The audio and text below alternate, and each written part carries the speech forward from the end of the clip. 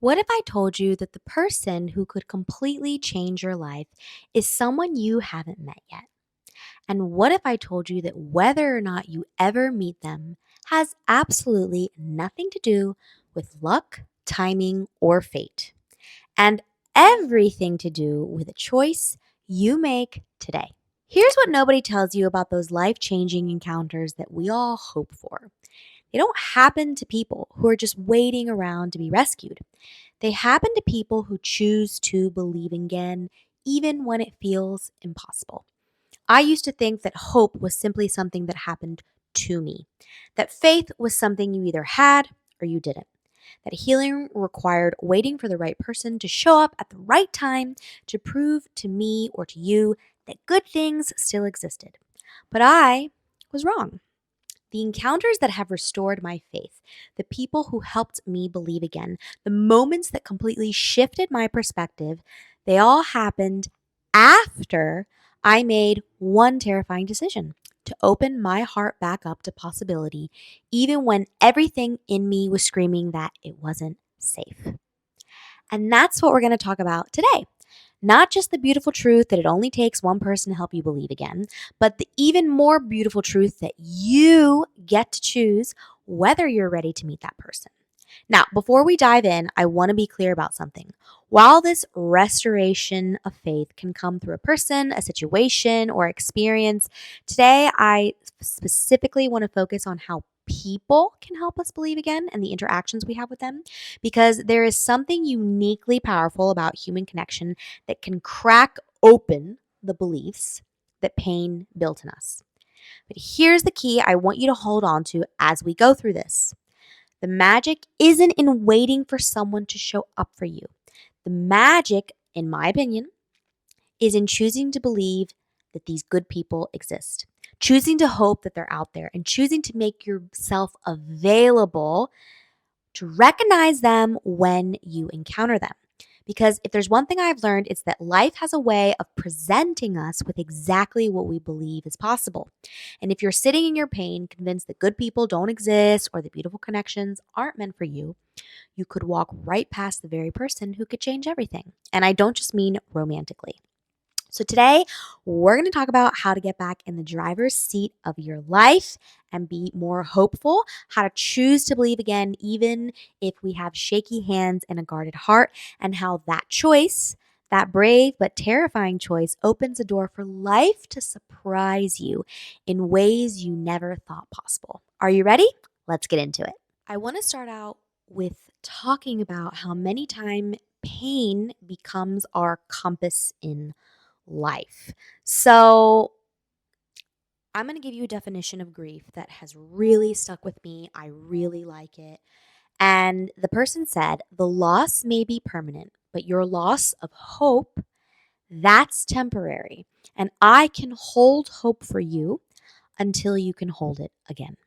Again, the best definition of grief that I've ever come across. And I really appreciated it because it felt very real and very descriptive of how it is you feel for a time in your life, a season where hope truly is dead and the grief is just eating you up alive and you feel devastated, because grief is so much more than just sadness.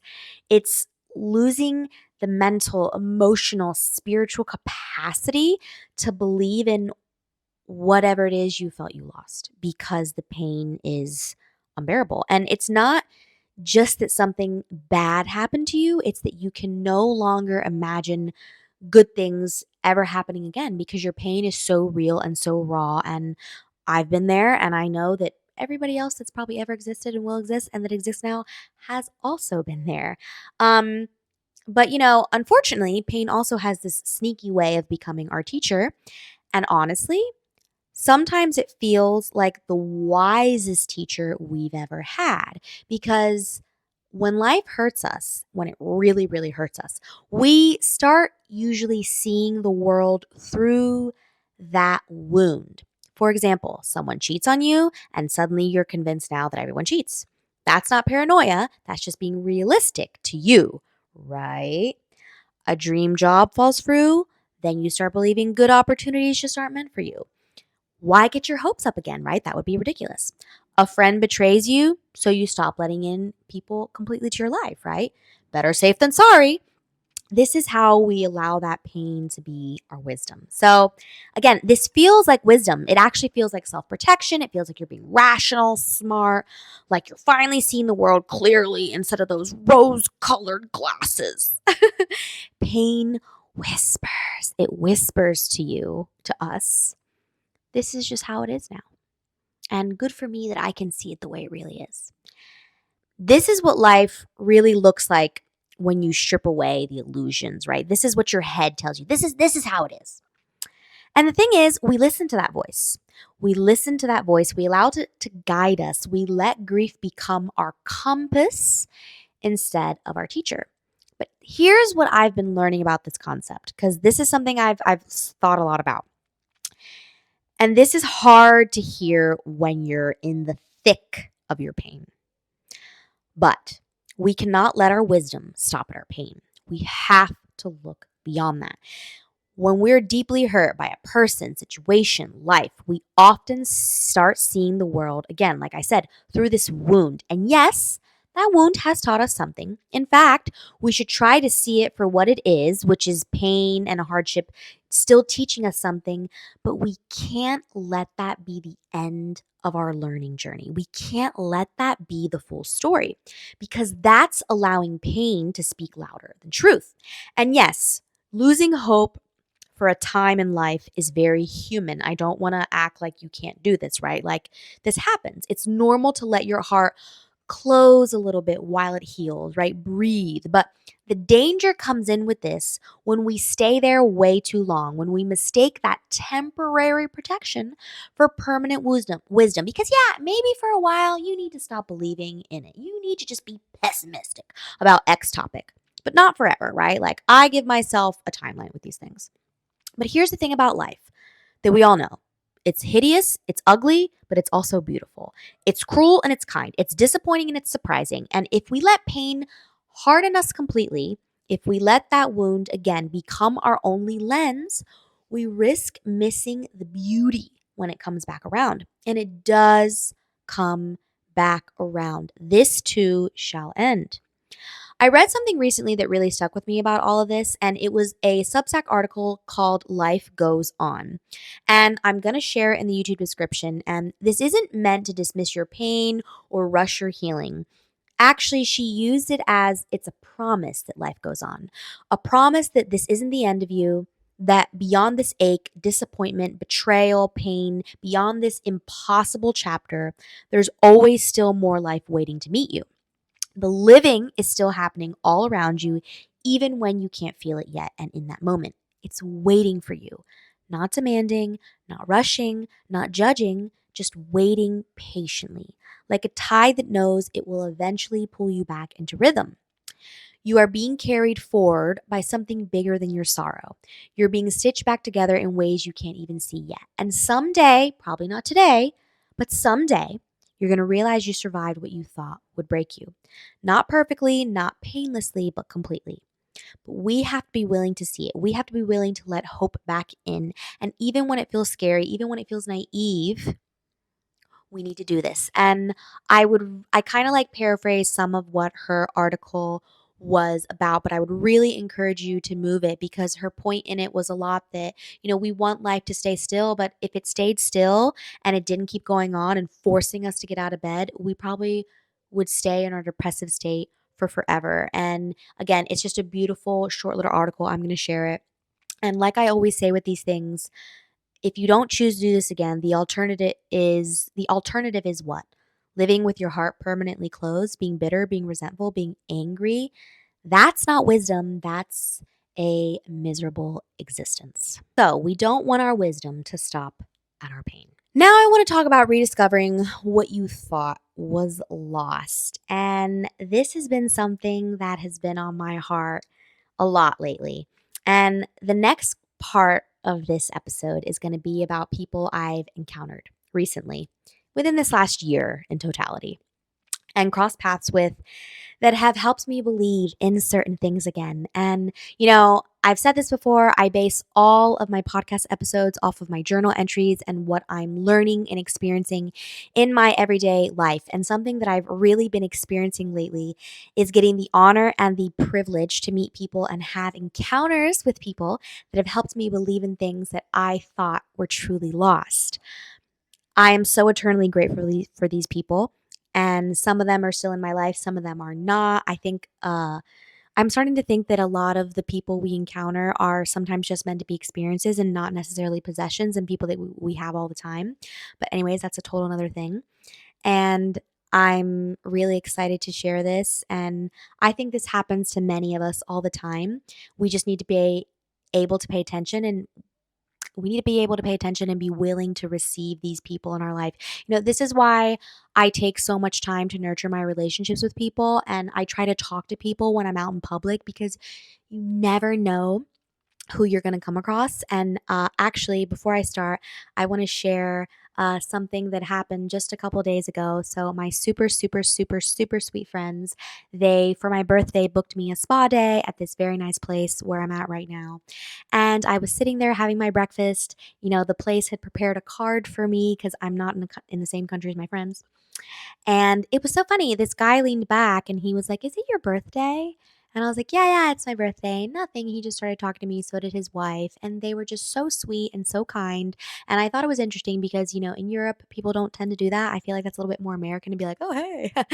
And it really blessed me. It was such a sweet moment for me because they talked to me. They asked me a few questions about myself and they didn't have to. And it made my day all the better. And again, I feel like a reason that I'm having so many more encounters with people is because I'm putting myself out there and I'm doing what I like to call flirting with the world, which is just being open to when I'm out. So anyways, I want to share these four people with you. I'm going to generalize it, of course. I don't want to out them per se, but these are real encounters. And I have had some limiting beliefs that I've been carrying around because we all have limiting beliefs, right? And sometimes we're aware of them, sometimes we're not aware of them. One of my beliefs I was not fully aware of, the other one I was kind of sort of aware of, but these were beliefs that I was allowing my wisdom to stop at my pain and I wasn't looking beyond it. So I want to be clear about these encounters. These are the only encounters with people who got into two of my self-limiting beliefs. I think I have more. We all have many, but I think these self-limiting beliefs were the ones that were at the top of my mind lately, the ones that I had been thinking about, and the ones that I actually was consciously forcing myself to believe in them again and really making that effort intentionally. And maybe that's why these encounters happened because these really were, again, top of mind. The key is believing again. And listen, I'm no scientist. I can't not attest to why these things happened at certain times or what caused these synchronicities. I don't know if I said that right. But I do know that these experiences, they really touched me, they really moved me, they shifted something fundamental in just how I saw the world and how I was feeling about it. And maybe that's enough. Maybe that's what I needed at that moment. These encounters and these people, I find it so cool how they are exactly what I needed at that moment in time. So here goes. I'm going to talk about what the self limiting belief is, and then the person and how the encounter and that person made me believe again. The first self limiting belief, and this one was a much more subconscious than conscious, but it was that life has to be hard. So, for way too long, I just carried this around like life has to be hard. Friendships had to be complicated. Even the little mundane things like running errands, cooking dinner, paying bills. Somehow I was just bringing this heaviness to everything in my life. And I just acted like everything required this intense effort and seriousness. And I don't know exactly where I picked this up, but it's horrible. If this is you, snap out of it. Maybe it came from childhood, from watching the adults around me. I don't want to blame anybody. All I know is that this was a problem for me. And somewhere this happened I met this person like a year and a half, 2 years ago, that changed his view in me. And this person really switched my perspective because every single time I came to this person is now a close friend of mine.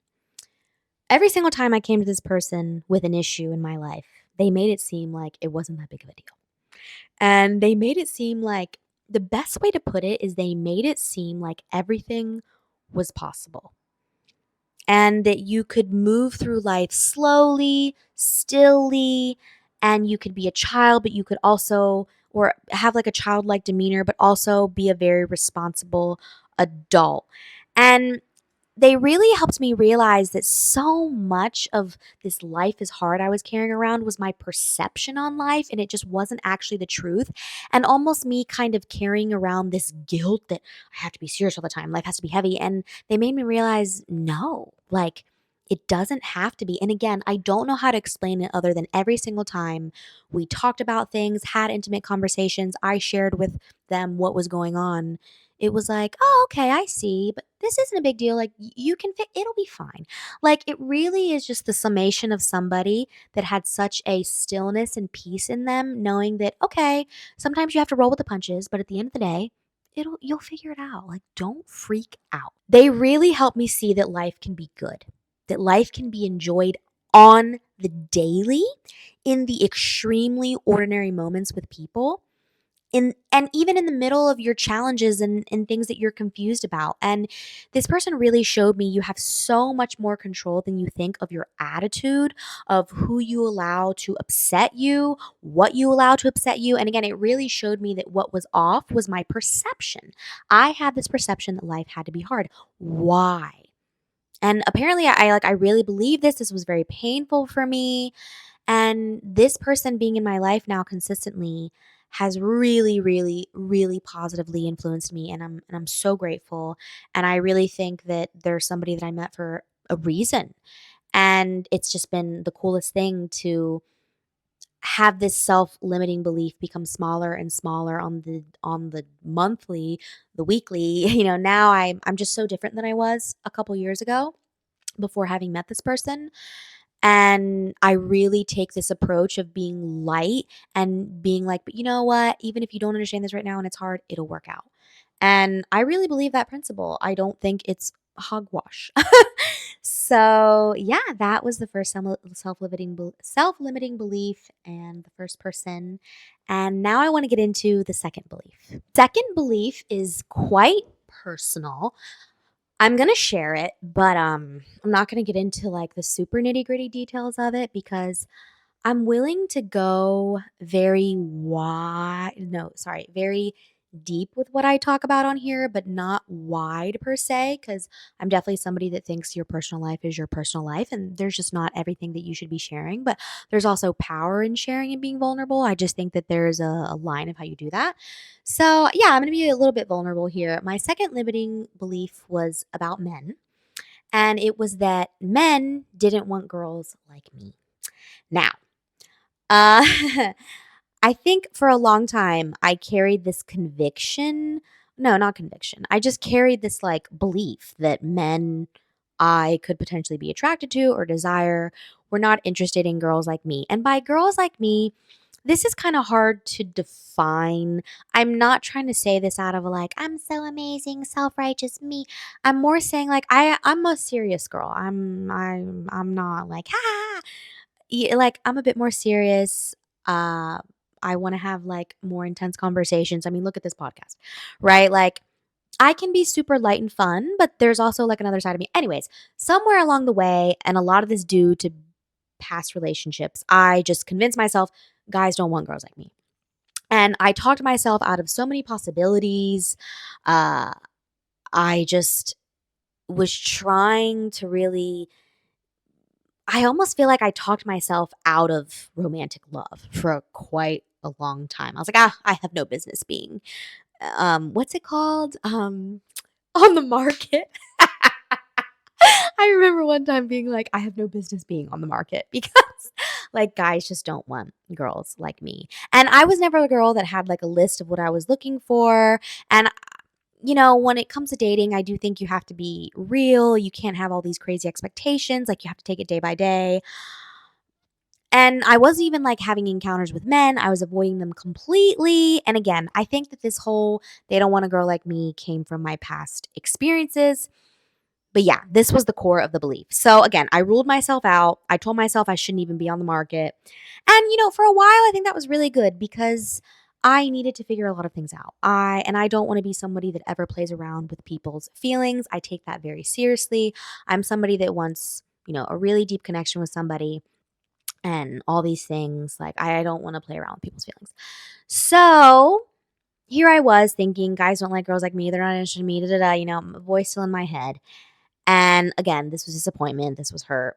And then back to back, because I chose to force myself to believe again and open myself up to opportunities, I encountered, and some of them was through a dating app. The other ones were actually through a different type of app that had to do with just meeting new people, had nothing to do with romantic dating. And I actually really have enjoyed that app. And, anyways, that's how I met these people because it is harder to meet people, I will say, in the real world, or what do we say, in the wild, as a TikTok says. And these three men were really cool and they really shattered, like collectively, my collective experience with the three of them really shattered this belief that guys didn't want girls like me. So the first guy was quite interesting, a little bit goofy. In the beginning, I thought, because it was a friendly encounter, I was like, oh, I don't know, okay, I don't know what I think of him. Like that, this is interesting. But I tend to get into deeper conversation at some point. And what I really liked about him, though, that is that he had a very like joyful heart and open attitude, and he helped me realize that again you don't have to take life too seriously all the time, which was something that I was already learning, but he like reaffirmed this. And then it was attractive to me to see this in a male. And I don't know how to explain it, but we were having really good conversation. And even though it started out as a friendship thing, I could tell that there was a type of deeper connection there. And there could have been more if we would have wanted to be more. But, because of time and things, like we left it with where it was. But essentially, I think I don't want to get into exactly what it was that he said that made me really be like, I think I was meant to encounter this person because that's too personal. But let's just say that we were talking, it was all flowing very naturally. We were doing things, and he said a lot of things that I hadn't heard guys say in a really long time. And again, it made me realize, okay, like I can talk, like I can sort this out well. I think I can attract what I would like. Because again, this belief was guys don't want girls like me. I can't attract what I want. And even though I didn't want anything to go anywhere with him, it made me realize you can attract what you want. So I hope I'm making this make sense. Now, the second guy is a more of a guy that I think I encounter more often, a little bit more on the serious side. But something that I noticed about him, this was also on a friend encounter, is that he made me realize that men are just as burnt out as women in the dating world. So I was kind of interested by what he had to say about that. Like, we're all starving for connection, but the issue is we don't let our walls, I think, come down enough with one another. We're waiting for the person to be vulnerable first so that then we can be vulnerable. And this encounter reminded me that there are really good men out there with good hearts, but you might have to chisel away at their walls a bit first due to preconceived notions that they've developed. And it also just taught me I was already trying to develop compassion for men of the and not take everything they say so personally because I think we're all in our heads. And what I think happened more with him is, again, I realized, okay, guys are going through it as well. And I could also think that if I wanted it to be a romantic thing, it could have turned into one. But again, because of time and where we were, I didn't want to like pursue that. And what I think, see, this is why I like to have all my podcasts scripted out because then I struggle finding my point. What I think about this guy is, like I said, he made me realize that guys have it tough too. He made me realize that a lot of people, men and women, are very hurt. So there might have to be some chiseling we do. But something that I want to talk about with him that was unique to our encounter with him is that he had a belief that all women were gold diggers. And I thought this was an interesting belief, and it does seem like men do tend to have this one. So, anyways, I could tell he thought that, whatever, that's fine. It's probably due to his past experiences. And at one point, we were at this restaurant. And when it was time to pay, the guy came around on my side. He said, "Are you ready?" I said, "Yeah, sure." And I said, "Oh, but can we split it?" And he was like, "No, you can't. Only one person can pay." So I was like, "Okay, like that's fine." And I paid for it. This man across from me, not the guy that, not the waiter, looked at me like he was like, "Oh my gosh, well, how am I going to pay you back? What am I going to do?" Like, you could tell he was super worried about it. And I looked him dead in the eye very kindly, and I tried to do it super lovingly, but also like kind of jokey. I was like, "Well, don't worry about paying me back because, I wouldn't want you thinking that all us girlies are just gold diggers." And you should have seen his face when I said this. It was so sweet. And I think what was cool about this encounter was that I was breaking a limiting belief that he had, which was women are gold diggers, women just want my money. I don't know how to explain it to you, but I could tell by the way he looked at me, and how our encounter or just were after that. It made him think again. It was perhaps just a little chisel in his heart, thinking, maybe I need to believe the best in people. Maybe I need to give people the benefit of the doubt. And this was an example of how I was able to help someone with their limiting belief indirectly. And again, indirectly, he was also helping me with my limiting belief that, again, I could, because it wasn't even just like, oh, I want to find guys that like me. It was like, can I connect with people? Like, can I connect with men that I would actually like? So, yeah, I know this is a bit of like ranting, but I think I'm making it all make sense. So, that was super cool to see, super sweet. And the third person was on the romantic level. It started off with that context. And this person reminded me that men are in fact not stupid. Because I feel like there's this discourse going on within so many women that men are just so stupid and pointless. And I've always refused to believe this. I've always known this is bullcrap. And that, I'm sorry, I think men play stupid. I don't think they are stupid. And this guy was not stupid. He was actually quite intuitive. Okay, so now to be clear, what was interesting about this guy and this encounter was, again, it helped me understand that I could form deeper connections with men, that men enjoyed being with me, I enjoyed being with them. So, again, in this own way, it was with all these encounters in their own way, they were deteriorating this belief that men don't like girls like me. Because I was having really sweet and genuine encounters with all three of these guys. And there's been more, but I really want to get into these three specific because they stuck out to me. And what really stuck out to me about this guy is that he really treated me with a lot of fragility, and we also had a lot of conversations about the dynamics between men and women right now, and I found that super fascinating. And I also realized that he was kind of like the other guy, you could tell he believed certain things about women that probably were toxic. And hey, so did I. I think men and women have been pinned against each other lately. And he just really helped me realize that there's men out there that really want to protect you and want to provide for you, and men out there that want to hear you out when you're emotionally upset about something, that want to make the effort for you. And yeah, it was a really good encounter. And I'm really appreciative of that because he was very emotionally mature, and he dismantled some of my beliefs that I had about men. And overall, we just had really good conversations. And yeah, these encounters were just super cool to me. I feel like they happened at a very important time in my life. But I know that they happened because I was really choosing to put myself out there in general with people. And to be honest, I went to all these encounters because I also like met up with women as well, not just men.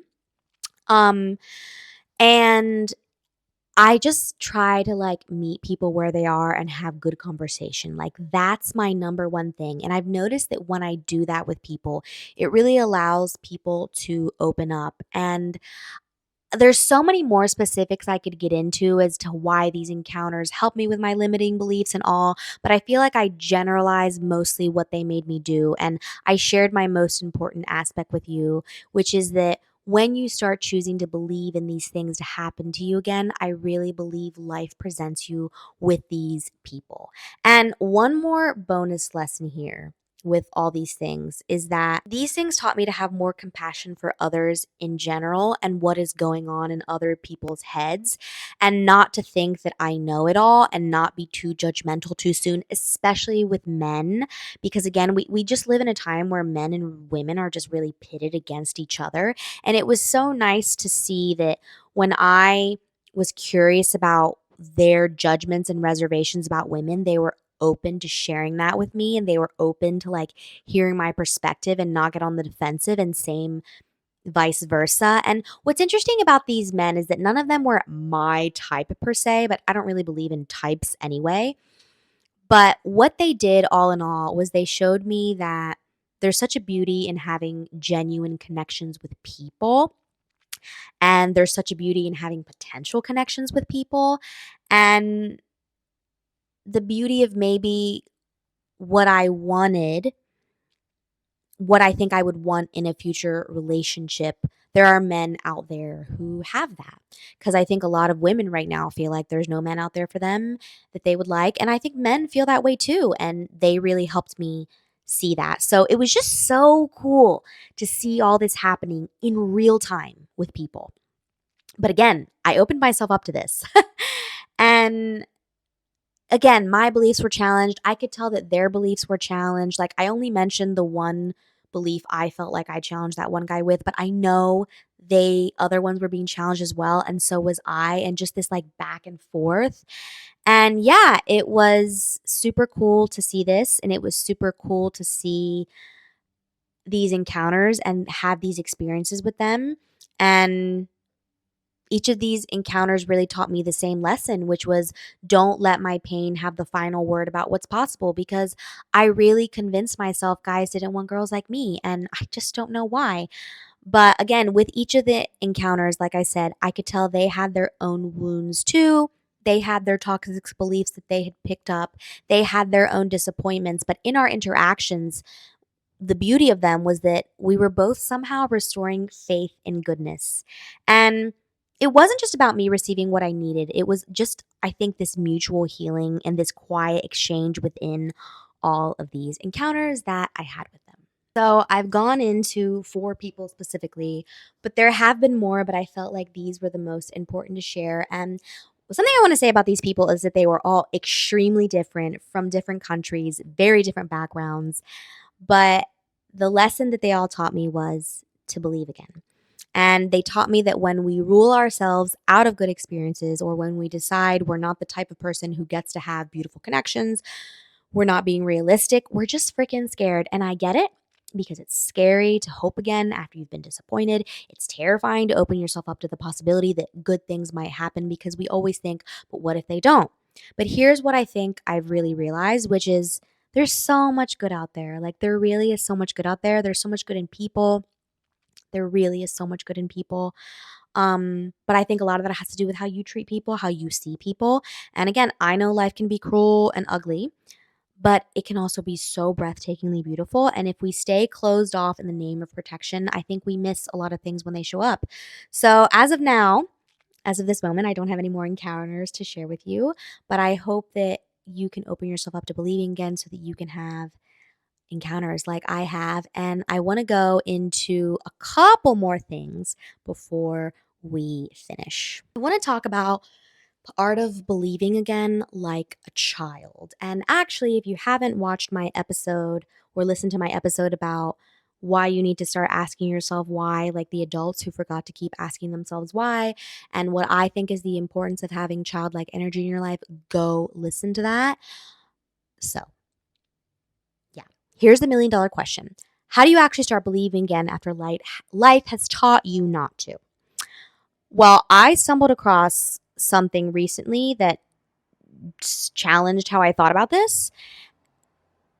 And it was a video by someone called John Rohn about how to get whatever you want. And it was like a 2-minute video. And the reason that it caught my eye was because it said how to get whatever you want. I was like, okay, I want to know how to get whatever I want.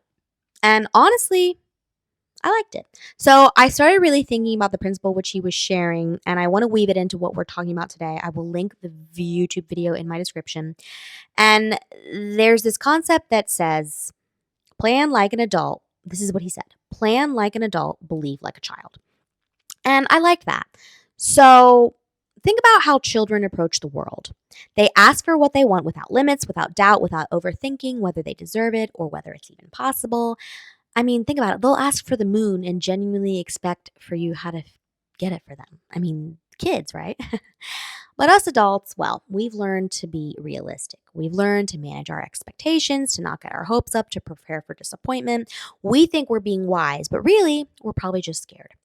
And here's what he said in the video. The secret to getting what you want, the secret to having life surprise you in beautiful ways is that you have to ask. You actually have to ask for what you want.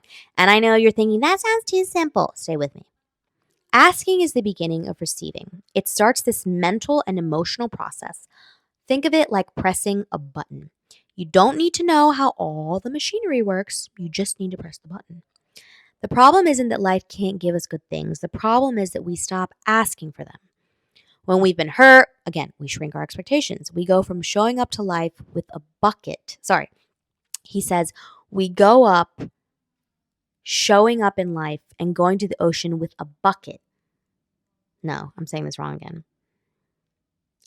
When we've been hurt, we shrink our expectations. So when we go to the ocean, because he was trying to talk about abundance and thinking about it like an ocean, we need to stop going to the ocean with a teaspoon and we need to go with a freaking bucket.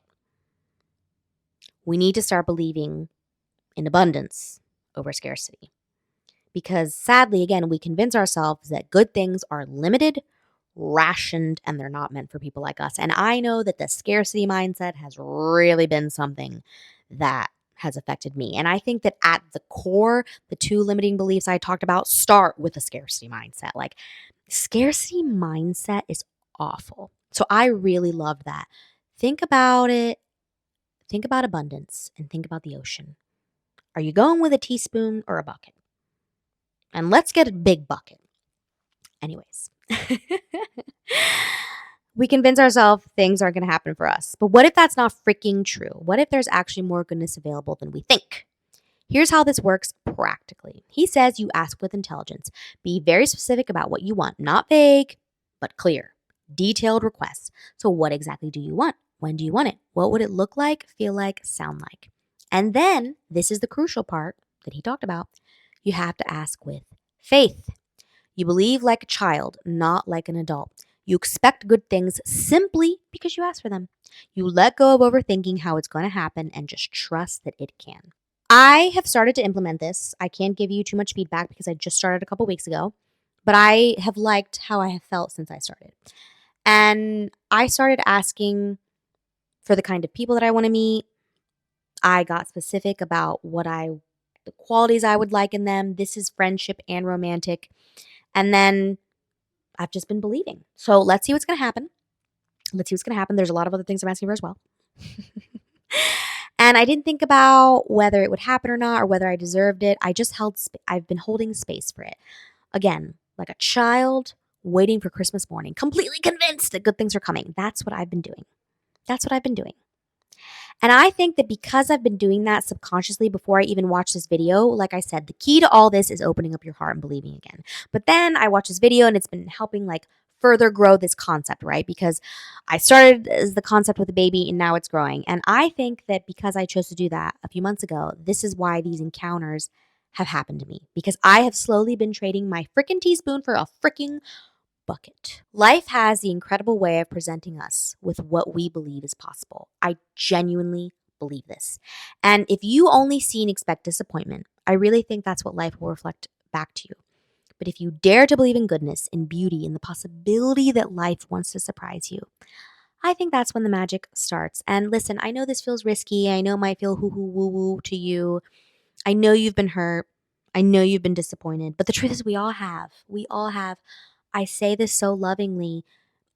We've all been hurt. Your pain isn't special. It's real, but it's not special. Everybody has gone through something. And I've just learned that the risk of staying too closed off is terrible. And it's so much greater than the risk of opening yourself up again. Because when you stay closed, you're basically guaranteeing you'll miss the good when it shows up. You won't be able there to see it because you're so nihilistic and pessimistic. You won't even be able to believe that this guy wants to treat you in a good way because you're so used to the bare minimum. You won't even be able to believe that you can get a raise at work because you're so used to your crappy salary, because you're so pessimistic. But when you open your mind up, when you start asking and believing like a child, we got to be like the kids. I think you give life permission to amaze you. So, what are you asking for? What have you stopped believing is perhaps possible? What would you request if you absolutely knew that life was listening and ready to respond to you? And look, I know some of you might be thinking, oh, this sounds ridiculous. This is toxic positivity wrapped up in a pretty bow. But here's what I want you to ask. What do you have to lose by trying this? Do you have anything to lose? I don't think so, Julie. I don't think you have anything to lose. I don't know a Julie. I'm just throwing a random name out there. What is your alternative? Going to the ocean in life with a teaspoon forever? Living in fear and grief, never believing again, thinking the worst of people? That's just not protection, friends. That's misery. And that's a slow death of hope and a long, miserable life. So just try it. Just freaking try it. Start small. Ask for one thing and see what happens. Start small. Because the worst case scenario is that nothing changes and it stays the same. But the best case scenario, life might just surprise you with something you never thought was possible. So start here, ask with intelligence, believe with faith like a child, and then watch and see what happens. Before I end this episode, I want to talk about becoming this person for others because in one of my encounters, in all of my encounters, I actually know that I think I was helping them with their limiting beliefs as well. Like I could tell within the interactions. And becoming this person for others is something that I think is really beautiful, especially in the dynamic and world we're living in now where people are really craving connection, but then they're not putting themselves out there and doing the work to have connection with people. Once you've experienced what it's like to have someone help you believe again, and when you have these encounters, at least for me, it made me realize, now I have the power to do this for other people. And honestly, I think this is actually the most important part of everything that we've talked about today because I love thinking about what I can offer. Life isn't about you, right? It's about others. And what I've discovered is that our own healing gives us this incredible responsibility and I think opportunity. When we've walked through something difficult, something dark, and we've found our way back to the light, right? We've found our way to be able to believe again. We become living proof that it's possible. And you start to notice the people around you who maybe are now carrying the same built in fears, the same pain that you once had. And you can see that hurt in their eyes. You can hear it in the way they talk about life. You can feel it in how they've closed themselves off. And, a part of you can recognize, I've been there. Maybe this is a friend, maybe this is a loved one. Right? Like we all know people that perhaps believe that all relationships are end badly because theirs did. Or maybe it's a coworker you have who believes that good opportunities just don't come to people like them. Or maybe it's someone who's decided that life is just supposed to be hard, like me, right? And again, you realize maybe I could be the person that helps them view this differently. But here's the thing. You don't do this by preaching or lecturing or trying to convince people with your words. You do it by simply showing up differently. It's all through your actions, by demonstrating what's possible through how you live. When someone expects the worst and you consistently show them kindness, you're dismantling a belief. When someone thinks good people don't exist and are always trying to use them, but you prove them wrong because you help them pay for their lunch one day, you're helping dismantle a belief. You're helping them heal in perhaps a way they didn't even know they healed. A lot of the encounters that I had, especially the ones with men, they were really exposing healing that I needed that I didn't even know that I needed, but they were giving it to me. And so much of this and how to do this is being present with people. Really present, not rushing through conversations, not half listening, not being on your damn phone, but showing up for people. in your life. Like a lot of times when I go out with people now, I either turn my stupid phone off or I put it away where neither of us can see it because I want to be present. I want this person to know, hey, I'm with you right now. You have all my attention. And I think when you do that, when you really see someone, when you offer them the safety, listening, understanding, and care, you're giving them something really, really precious. You're showing them that the thing they stop believing in is hopefully still alive. And sometimes it's just as simple as listening without trying to fix anything. This depends on if you're talking to male or female. Sometimes it's offering help without expecting anything in return. Sometimes it's just being consistent when everyone else in their life has been unpredictable. You become living proof that their pain based beliefs aren't the whole truth. And the most beautiful part is you don't have to be perfect to do this. You don't have to have it all figured out. You just have to be willing to show up. Like I said, be really present with people. Choose hope over fear.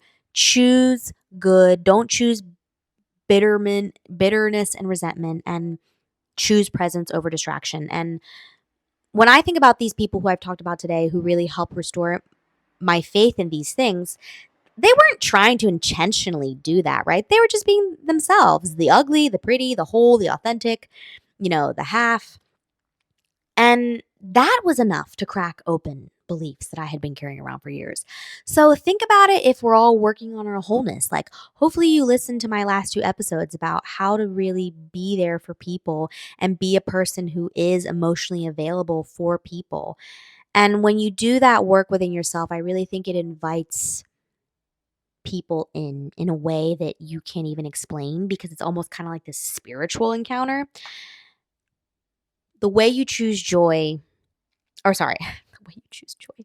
Again, you can be this for someone and help them realize that life can be full of good things, that it can have its joyous moments, extend grace to them, and keep believing in good outcomes. And you might think, oh, okay, whatever. I really believe in these principles.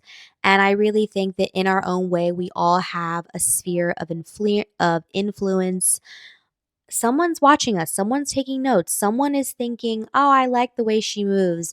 Maybe because of how the way she moves, I want to start rethinking certain things. And that's going to be a ripple effect. And that's how I think the world can get healed. Like, I think we need to start understanding, and this is a reminder to myself, how much power just one person can have in our life. Like the amount of times you hear amazing people talk about why they changed or why this whole grandest thing happened or whatever, it usually is one person that was present with them, that asked them a question, that encouraged them in such a small way. And then they're telling this story about like how they got to where they are now, and they'll say, I was sitting down with my best friend's dad, and I'll never forget when he looked at me and he said, why don't you just do what you want to do? And it always amazes me how this one small encounter in our life from this one person that was being fully present with us, that so deeply cared about us in this moment, had the power to freaking change our lives. This is why I take the interactions that I have on a daily basis and this whole flirting with the world concept and being present with people so seriously, because there is power in this and it really, really, really can change people's lives. So please be that person and think about how your actions and your hope and how you see the world and showing up and being present can really, really aid people. We're going to end this with the choice to believe again. So again, the most important thing I've learned through all this and those encounters that I told you about, the person who showed me life doesn't have to be heavy, the guys who restored my faith in the whole, maybe there are guys that like girls like me, I don't think they were accidental. And what I really want you to take away though is that they didn't happen to me though while I was just sitting in my Spain. Sitting in my Spain. They didn't happen to me while I was just sitting in my pain. They happened to me when I chose to make a choice. And it was a hard choice, and that choice was to believe again. And again, going back to that grief definition that I love so much is that hope never dies. It's always there. It's just waiting for you to come back around. So even if you have shaky hands and a guarded heart, even when it probably feels extremely naive, scary, because this is how I felt. I chose to open the door for life to surprise me. I knew I needed to start believing again. I chose to believe that the people, the friends, the romantic encounters, that life could be lighter. I chose to believe in all this. And again, I think what nobody usually tells you is that you have a choice in this. And I think that choice is to decide to believe in hope despite your pain and despite your loss. And I really think this is what creates space for these encounters to happen. Because again, when you're closed off, when you've decided that good things don't exist, aren't meant for you, are cliche, I think you miss the signs. I think you don't recognize the opportunities, the people, the encounters, and you just lose faith in everything. But when you choose to believe again, when you dare to ask for what you want, like we said, we have to ask a child, despite whatever happened to you, I really think something shifts, and I think you start to show up differently. You start attracting differently. I really think we do attract what we are, and I think you become available for so many more things. And you realize that the world isn't all at loss and that hope never dies. Hope will never die. Like, let's just be very clear, hope doesn't die. Hope waits for you to come back around, but you have to choose it. You have to start going to the ocean with a teaspoon and not a bucket. I love that analogy that he said. I keep thinking about that every day. Every time I get a little scarcity thought, I'm like, Maria, where's your bucket? Stop going back to the teaspoon. And again, I think you do this by planning like an adult and believing like a child. And you do this by stop allowing your wisdom to grow beyond your pain. And I know this is scary and I know this might seem hard. And I can't say that sorry, I can't say that I understand what you've been through, but I understand disappointment and I understand loss and I understand grief. And I also just know that if you don't want to do any of this, truly, what is your alternative? Living with your heart closed, seeing the worst in people, seeing the worst in yourself, missing every beautiful thing that's trying to reach you. Please, please, please. What is the alternative? So, sometimes all it takes, like I said, and why I wrote this entry in the first place, and what this entry was originally titled was It Only Takes One Person. But then, of course, I changed it to fit into podcasts and make it more of a lesson. And yeah, it only takes one person to help you start believing again. But again, first, you have to be willing to believe, willing to hope, willing to ask for what you want, and just expect life to surprise you. And this is my challenge for you this week. Choose one thing you've stopped believing in and decide to believe again. And ask for it specifically, expect it genuinely, and then watch what happens. I know this can be a lot more complicated and nuanced, and I'll probably get into that in another episode, but today I just want to leave it simple.